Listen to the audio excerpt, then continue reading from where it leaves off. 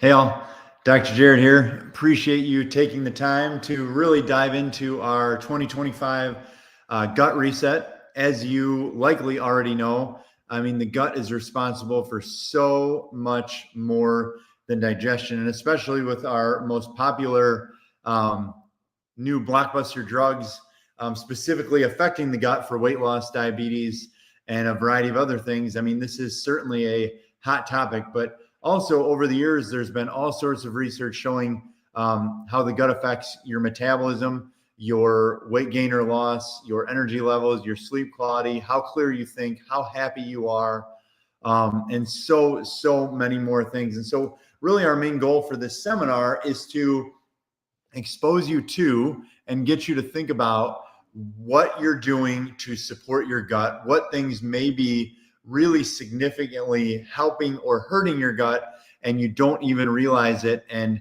as much as anything, empower you to make the best decisions for yourself, your family, and those you love and care about. So, looking at that, starting with our seminar, there's just a reality that 70 million Americans or more have gut disorders.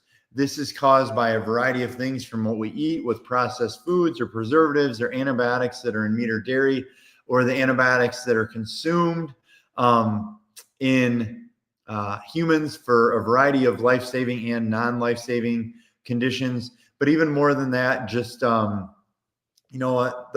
gut itself is affected by our current Western lifestyle, even things like Roundup in food and GMOs. And there's so many things. So again, really what we're going to do is try and expose you to those things, and also help you realize that if you are suffering with something, or if you're feeling something, even going back to chronic pain, like I talk for a lot of people right now, they talk about chronic pain in their hands.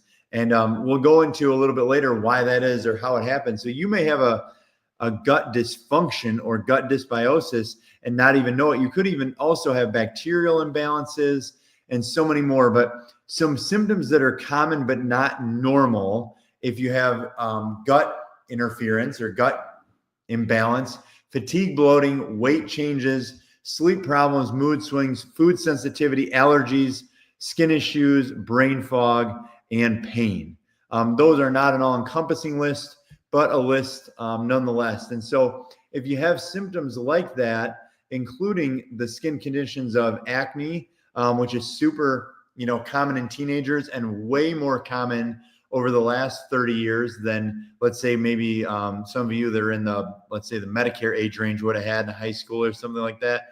But also eczema is very much linked to the gut, but also a variety of other things: red or dry inflamed skin, rosacea.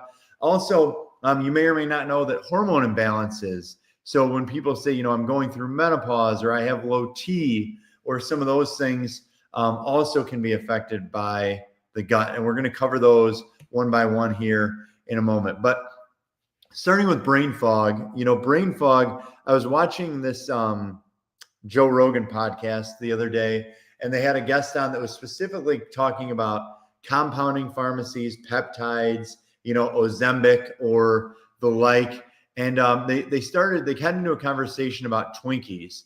And it was like, well, Twinkies, frankly, at least at the very, very initial, like the first touch to your tongue, I think it's somewhat non-debatable that Twinkies might taste good, but between the chemicals, the sugar, the food colorings, all the different stuff that's in there, pretty quickly, if you're healthy and you really already feel good, you'll feel like crap pretty quickly.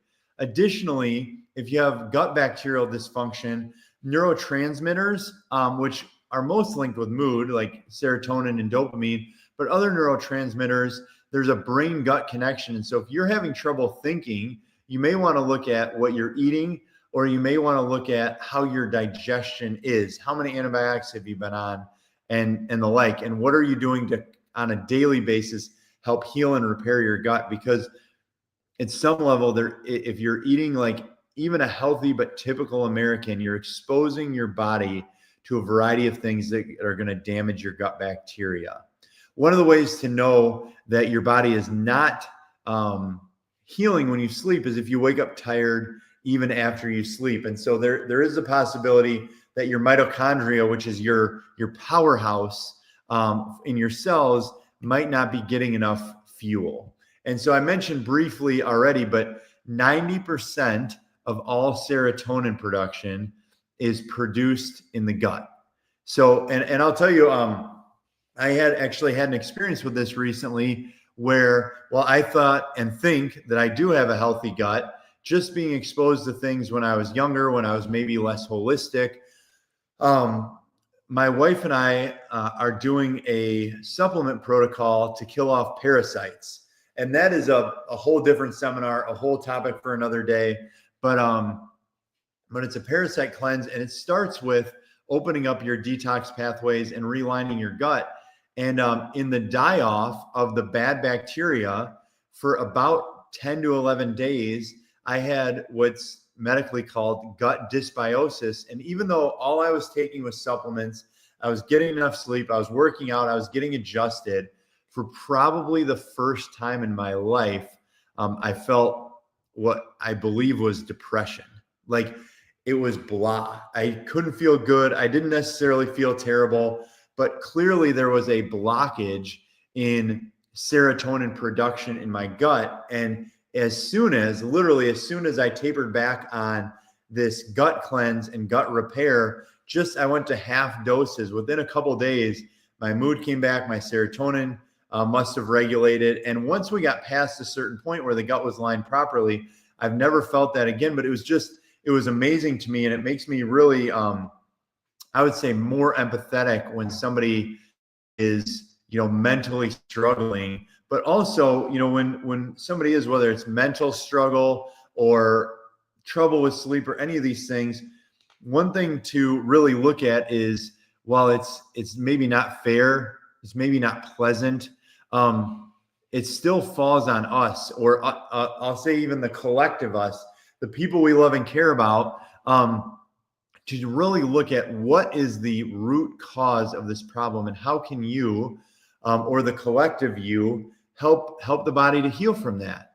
And so, with when you talk about mood, again, 90% of serotonin is made in your gut. And so helping your body heal, choosing to eat cleaner. Those of you that came to the nutrition workshop last month, or that went to the shop with a nutritionist, you something that I think is really cool. And if you read even the book in the summer book club, that advanced plan, because it does help feed the good bacteria in your gut, people tend to, even though they're really limiting sugar and carbohydrates, after a few days, they tend to really have a dramatic increase in their overall mood. And so if you struggle with anxiety, depression, irritability, panic attacks, you want to look at addressing your gut and seeing how much that helps, because it's not just serotonin or dopamine, but also GABA, another hormone that is linked to all sorts of mood function, is affected by gut. Now, here's another one. And this is something to really think about. Well, I will say that I respect and appreciate all the different medical professions out there. One thing that I would say, when somebody says, how come you don't work well with my doctor on this? Typically, my response is, the biggest issue is that we look at things differently. It's not that one person's trying to help you and one person's not. It's a flaw in philosophy, in my opinion. And ultimately, you have to choose where you take your philosophy. But when people have things coming out of their skin, the single largest cause is detoxification or gut issues, or the single largest cause is, I should say, detoxification or gut issues. So why would detoxification come out through your skin, like, acne, eczema, stuff like that? Well, your body has a variety of detox organs. And one statistic, if you've watched many of our master classes, that should sound familiar, is that when we have an onslaught of chemicals, whether it's the consumption of medications, food preservatives, breathing in pollution, whatever it might be, your body has specific organs that detoxify you. So you detoxify through your bowels. Your body tries to leave as much toxicity as possible in your intestines and eliminates it, through natural processes. You can all probably figure out what that is.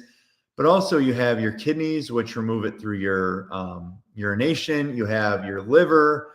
You have a variety of other detoxifications organs, but your largest detoxification organ is your skin. So if your body is overloaded and it can't get the toxicity out through those other causes, the most likely way it's going to get it out is through your skin. And so that's where people can have redness, breakouts, and a whole variety of different things, is that they're detoxifying through their skin. And so the reason I brought up medical professionals, whether it's your primary care doctor or a dermatologist or whatever, there are certain causes that they can find in blood tests or other things.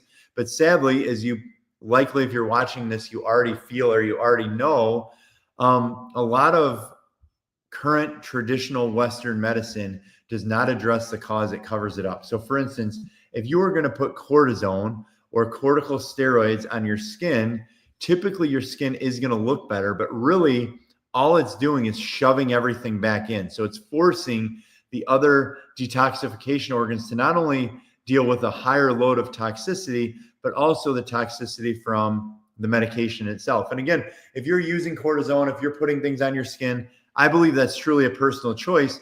And so we're not saying it's right or wrong, but it is linked to all sorts of other autoimmune diseases. And you start hearing people talk about irritable bowel syndrome, Crohn's disease, colitis, and a variety of other things, eczema. These things are typically your body pushing that stuff back out. And so if you don't mean to, and there are many other drugs when you start to get into things like psoriasis or something like that, that frankly are really, really harmful. In fact, in many cases, they're going to shorten your life to change the way that your skin looks, or they're potentially going to shorten your life to change the way that your skin looks. And like I said, they don't address the root cause.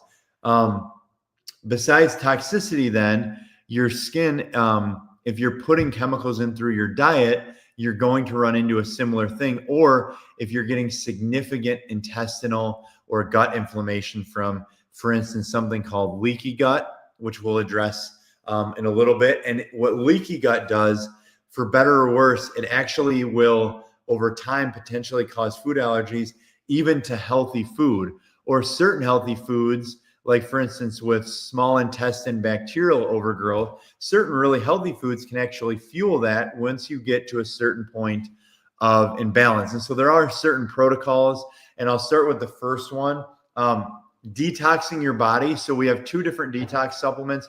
One that's gentle, that's meant to be taken daily over a longer period of time, which is our detox and digestion supplement. It's one of our foundational 3 supplements.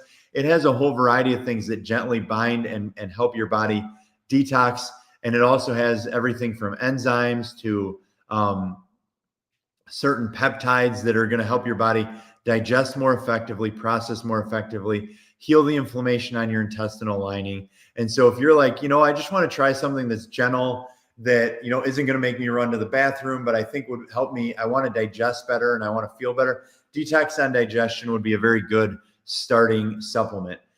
In the very short term here, because actually a couple of these products are being discontinued and replaced with Detox and Digestion, we also carry one called Max GI, which is a little bit lower cost, and its main function is to kill off bad bacterial overgrowth. It's especially good if you struggle with bloating or acid reflux. But we'll go into some more of those supplements here in the future. So again, skin, covering it up with cortisone does not get to the root cause, may be necessary, or even some of the shots, pills, whatever. But skin is a reflection of your intestines and your body's ability to detoxify.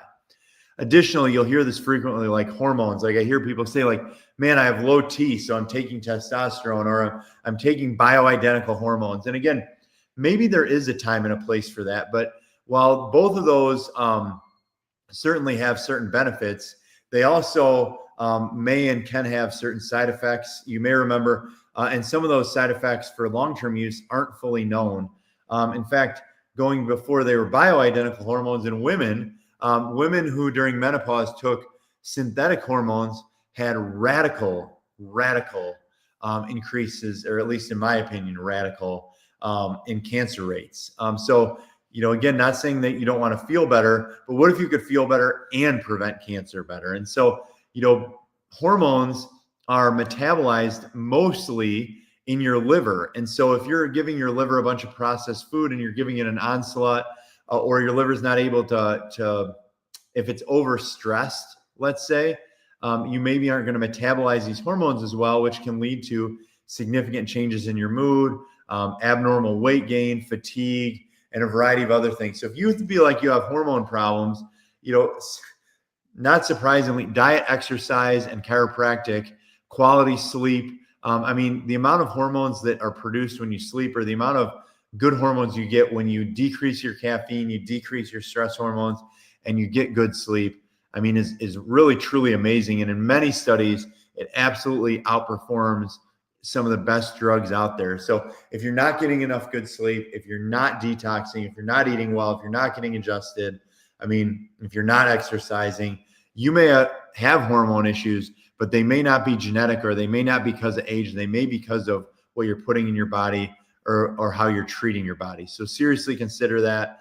And also, I want to mention that if you're struggling with any of this and you're an active client, we do specifically have as part of your program up to 2 complimentary sit downs with nutritionist Mackenzie to talk about whatever you might feel, whether it's dealing with allergies, whether it's dealing with acid reflux, whether it's dealing with brain fog or depression. She can likely shed some light on some ideas that could potentially help your body not struggle or not suffer with that as much. And so that would also be true for allergies.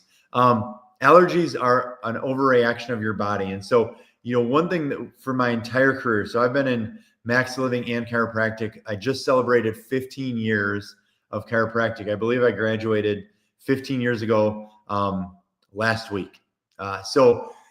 Knowing that, or pointing that out, one thing that's been consistent over my entire professional career is that, we all, if we're exposed to certain things, we all get exposed to allergens. So how come one person, sniffles and sniffles and sniffles and sniffles with spring and fall allergies, and another person feels fine, or has no allergens, or has light allergens? Well, one is the overall inflammation in your body. And so going back to that, another product that we carry is called Daily Detox, or the Detox System. And it's a 2-part system. So it's 2 pills in the morning, 2 pills at night.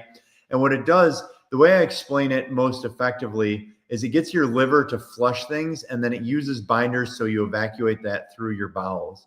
But the detox system, when I explain it to, a 5th grader, what we talk about is, if you had a leak in your roof and water was dripping down, if you put a bucket there, you're really not going to get a puddle. You're not at risk for somebody slipping. And as long as that bucket doesn't fill up and overflow, you're going to be okay. Exposure to allergens, which have also been increased the amount of people who develop allergies through leaky gut, through the massive use of glyphosate with GMO foods, or Roundup with GMO foods, through, there's a variety of causes. Heavy metal exposure through many different causes, some of them preventative medical procedures. If you get immune sensitive, or if you start to get sensitive allergies and your bucket overflows, this is when you start to get miserable. And so there's 2 things that we recommend. The detox system, so today's Thursday that I'm recording this, and there was a gentleman who came in last Saturday, and he was sniffling nonstop. He bought the detox system, and by Wednesday, he was already sniffling radically less in 4 days. Now, is this saying it's a cure for allergies? No, it's saying you're decreasing the overreaction. You're decreasing the overload on your immune system by simply detoxifying or pulling some of these things out. So the detox system, detox and digestion, and actually another one, if you're dealing with seasonal allergies right now, is peppermint oil, which is another thing we carry. A couple of drops of peppermint oil on your tongue. Natural antihistamine, helps your body get that thick stuff out of your sinuses, and really makes a significant change.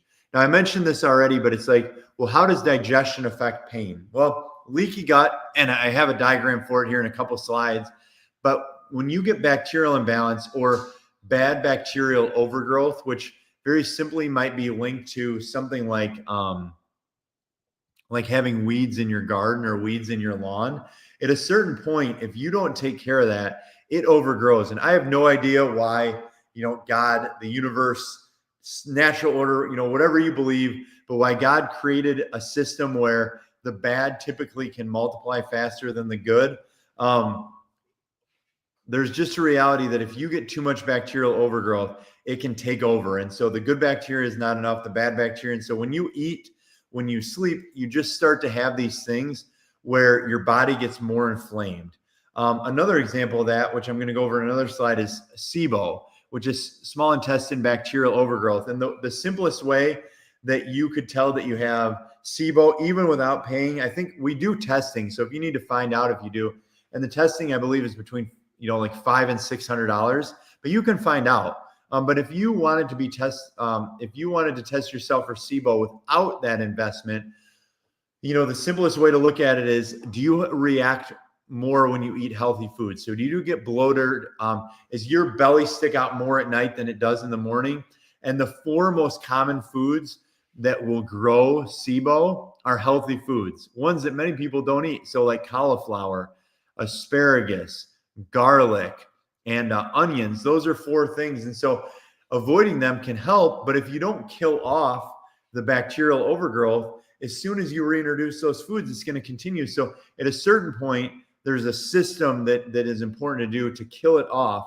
But joint pain, I mentioned joint pain in the hands. So joint pain in your hands, to me, that's kind of like your thermostat in your house. If your hands really start to hurting, unless you work very, physically, manually, like in a whole variety of professions, if you start having more pain in your hands, that's typically a sign of total body inflammation. So you want to look at your joints, but more you'd want to look at what are you eating, how much are you sleeping, how much are you detoxing, how much are you exercising, what are you putting into your gut, what are you doing to prepare it? Have you had an antibiotic recently, or have you had a lot of them in your life? Have you repaired your gut? But joint pain is often a symptom of systemic inflammation. And so looking at this slide here, if you can see it, and I know it's a little hard to see unless you're watching this on a large TV, but on the left of this slide, it talks about a healthy microbiome. And you'll notice the gut wall, which is called the epithelium. What it does is they're all touching. And so they're like a blocker. And so they only let certain things in when they want to, certain proteins, certain nutrients. Once it's broken down or digested better, what can happen when you get dysbiosis or leaky gut is you get holes, or you can have things slide by. So I remember like maybe 8 or 10 years ago when my wife and I did our first food allergy test, mine actually came back decent. I did have several things to work on, but what was crazy to us, as many of you know, my wife does deal with a skin condition, and she was on corticosteroids for a period of time in her life, which has really wreaked havoc. But when we started dating, then we got married and had kids, and we went like literally progressively healthier and healthier lifestyle, bone broth in the morning, or fruit and vegetable smoothies with a protein powder from Max Living. And we did this food allergy test, and literally 5 of the foods she was most allergic to were healthy foods: spinach, strawberries, almond milk, a variety of things. And what were they in? They were literally in the smoothie that she was eating every single morning. And so we were not eating Cheerios. We weren't eating, toast or whatever. We were literally eating healthy fruit and vegetable smoothies every morning, and it was making her more inflamed. It was harder on her skin because she had developed this leaky gut. And so what we did is a leaky gut protocol where she avoided the foods that she had food allergies to. And we do offer that test as well, by the way. So I think a food allergy test is a really good test. And then we do have a leaky gut protocol where you take certain supplements to kill off the bad bacteria. Then they call it like almost like a gut heal and seal. So you take certain supplements, certain amino acids that help seal your gut. And then over time, that those gut walls will expand and they'll protect. And so then you don't have to have those food allergies. You don't have to be inflamed when you eat healthy. You don't have to have a lot of the problems that are created from that. And again, you can schedule a consult or you can send us an email at chiropracticfirst811@gmail.com. That's chiropracticfirst811@gmail.com. You could respond on the Facebook or YouTube channel, or you could, for those current clients that have this access complimentary, you could schedule that simply in the office or by calling the office. So here's some of the reasons why this is so prevalent in our current America or our current lifestyle. It's the fix is very much the problem. So what do I mean by that? Well, if you have acid reflux and you take Tums or Prilosec or an antacid, what you're doing is you're actually causing the food to go into your intestines less broken down. And when it's less broken down, you absorb less of the nutrients. It's harder on your intestines. It can increase leaky gut.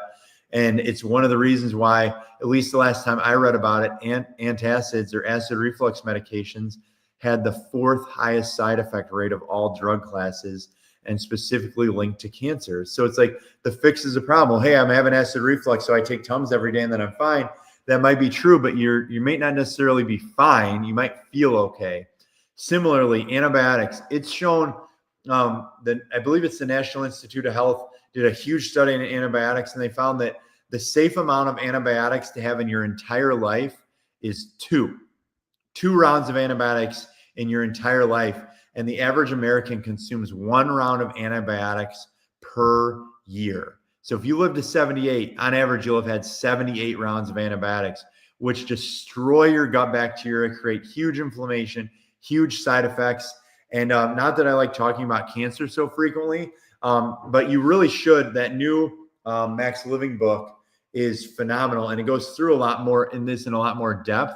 But really, what I'm talking about is if you have those antibiotics, they're linked to cancer. And that National Institute of Health or FDA study, I can't remember where it was from, showed that every antibiotic over 2 increased your risk. So it's not like it's set 2 or 78. It's like 3 is worse, 4 is worse, 5 is worse, 6 is worse.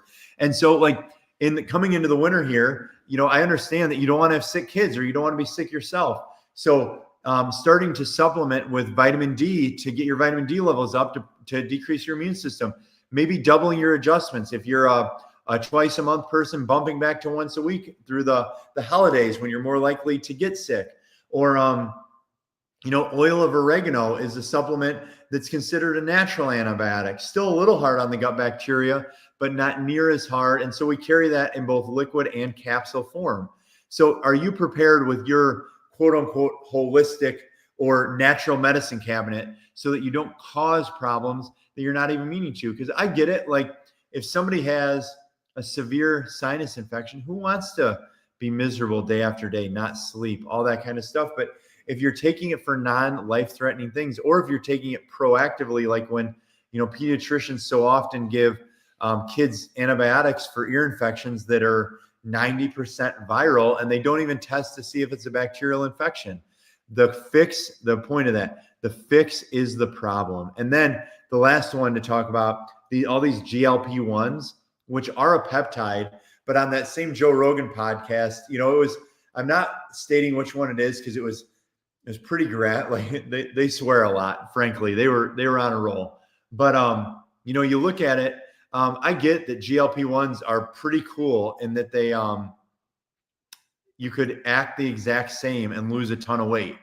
But again, if you're not looking at it from what is this peptide which turned into a drug, it turns out, if you believe the people that I listen to, and I certainly, what's amazing is just like anything else drug companies get a hold of, we want to believe that they're doing it for our best, the most or the best for us. But actually GLP-1s can be highly successful in a much lower dose, which radically decreases the side effects like muscle wasting or damage to your pancreas.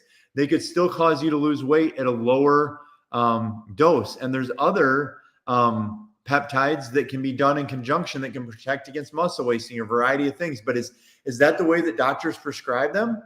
In most cases, no. In most cases, unfortunately and sadly, the drug companies run such a racket that most people go on the highest dose first instead of titrating up, which makes absolutely no sense. So if you love GLP-1s, if you want to lose weight, again, I'm not saying you shouldn't, but they do come with a plethora of side effects.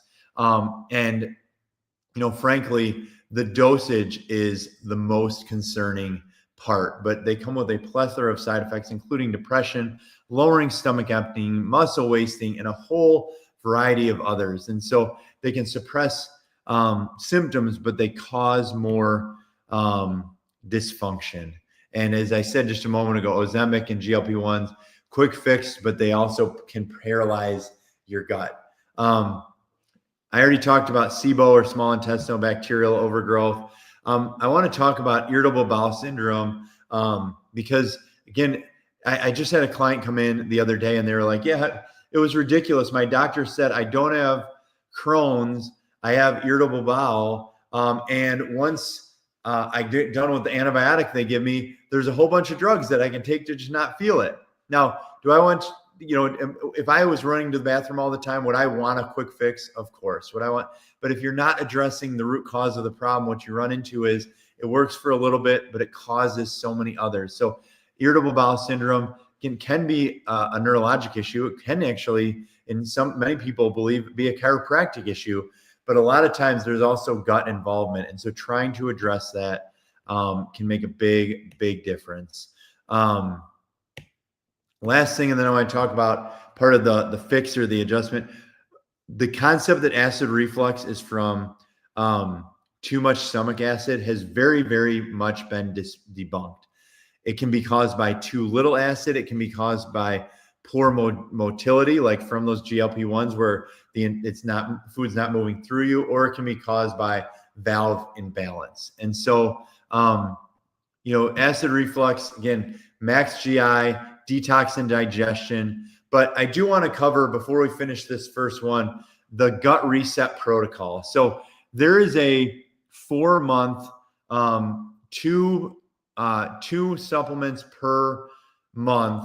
There is a 4-month. If you're like, man, I'm on an acid reflux medicine, I've been taking Prilosec for 30 years, or I have irritable bowel syndrome, I have Crohn's, I have eczema, I have skin issues, I have brain fog, I have chronic pain, something to consider trying is this 4 R's gut reset protocol. And again, if you're going to do that, I would strongly suggest you meet with Mackenzie and she can go through how to do it, but it's very straightforward. It's 2 months of several different supplements: GI repair, GI replace, GI remove, GI replenish. And so, you're going to take these supplements in 2 parts at a time, removing or killing off the bad bacteria, repairing the intestinal lining, starting to replenish the good bacteria, and then using a spore-based probiotic to grow the right ones for you. I mean, it seems almost too good to be true that you could do this from a supplement protocol. And this is one of the few that, like I said, if you bloat, if you have reflux, if your belly's bigger at the end of the day versus the beginning of the day, I mean, you have such an opportunity to make a change and make it, pretty cost effectively. And so for those of you tracking the mystery words, the first mystery word is gut. So the first mystery word is gut, but really consider that 4 R's gut protocol: max GI, peppermint oil of oregano, vitamin D for your immune system, detox and digestion. Not all of these things, by the way, but a blend of some version of this to support you. Have a very blessed day.